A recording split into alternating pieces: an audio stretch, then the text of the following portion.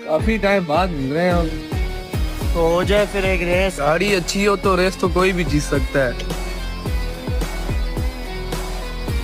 Race गाड़ी नहीं, गाड़ी चलाने वाला जीतता है।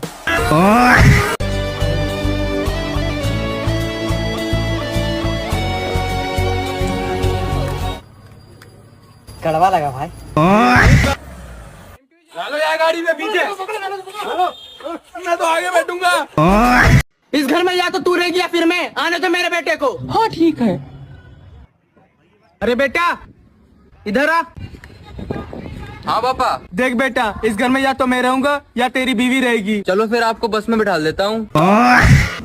अबे भाई एक केला दे दो। अच्छा भाई केला बड़ा होना चाहिए। चाचा लेना या खाना है?